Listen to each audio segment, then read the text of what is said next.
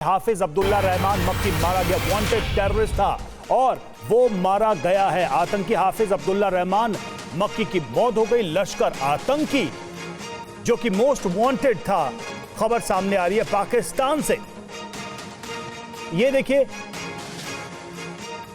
Wanted था और इसकी तलाश थी।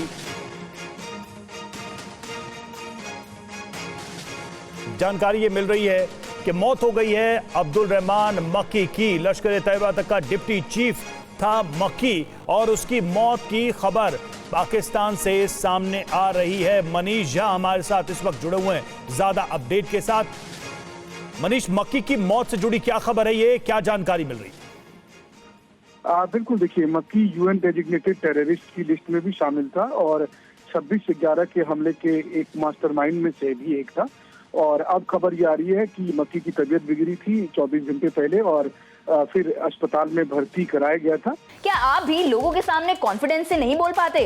तो अब झिझक होगी कम और बातें होंगी असरदार। डाउनलोड करें फ्रीडम ऐप और सीखें पब्लिक स्पीकिंग। इस तरह की जानकारी आ रही है कि अब उसकी मौत हो गई है। तो इससे पहले कि मक्की को भारत की अदालत में लाकर उसके गुनाहों की सजा मिलती, उससे पहले ऊपर वाले की अदालत ने उसे सजा दे दी और मक्की अब मारा जा चुका है। वो मक्की जो लश्कर तैयबा आतंकी संगठन में नंबर 2 की कैटेगरी में था, हाफिज सईद का करीबी रिश्तेदार है और काफी दिनों से अगर आप कहें तो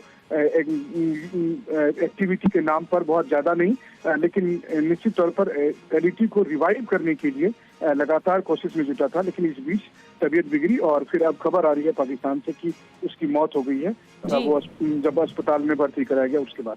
मनीष, मक्की के बारे में अगर आप और थोड़ा डिटेल में बता पाएं कि क्या क्या इल्जाम इस पर रहे? हाफिज सईद का करीबी रहा है, मोस्ट वांटेड आतंकी रहा, लेकिन क्या क्या इल्जाम लगे, किन किन हमलों के इल्जाम लगे इस पर?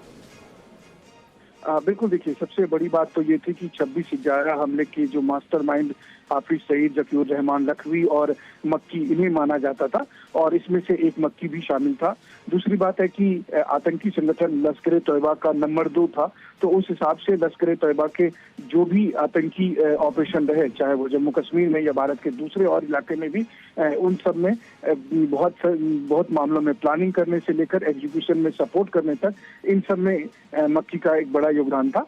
और इसी वजह से उसे यूएन के डेजिग्नेटेड टेररिस्ट लिस्ट में शामिल किया गया था और अमेरिका ने अपनी भी लिस्ट में उसे शामिल किया था। वो एक वांटेड टेररिस्ट था और भारत की सुरक्षा एजेंसियां भी लगातार मक्की की गतिविधियों पर नजर रखी हुई थी।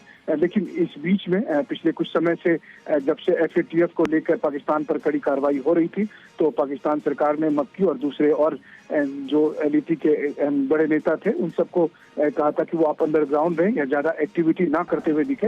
लेकिन इसके बावजूद भी वो बाज नहीं आ रहे थे। पाक अधिकृत कश्मीर में लगातार उनकी गतिविधियां देखी गई थी। सुरक्षा एजेंसियों ने इसके बारे में रिपोर्ट भी की थी और इस दरमियान अब जबकि ये खबर आ रही है कि पाकिस्तान में एक अस्पताल में मक्की को भर्ती कराया गया और वहाँ शायद हार्ट अटैक से, हालांकि आधिकारिक तौर पर नहीं बताया गया कि मौत की वजह क्या है, लेकिन माना ये जा रहा है कि हार्ट अटैक से मक्की की मौत हो गई है। तो मनीष, बहुत महत्वपूर्ण जानकारी बता रहे हैं। और अभी मनीष, आधिकारिक पुष्टि होने में कितना वक्त लग जाएगा? ये मौत कैसे हुई, कैसे कब तक ये फॉर्मल इंफॉर्मेशन मिल जाएगी?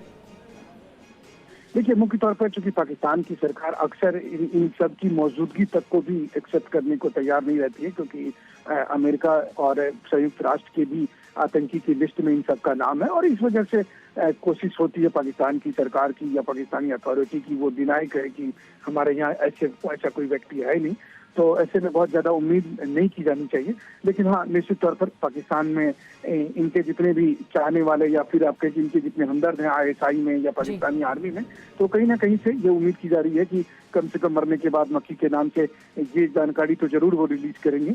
लेकिन हाँ, अगर कहें कि ISI की तरफ से या मिलिट्री से, पाकिस्तानी मिलिट्री शायद ही। बिल्कुल मनीष, काफी महत्वपूर्ण खबर है। बहुत बहुत शुक्रिया आपका हमसे जुड़ने के लिए।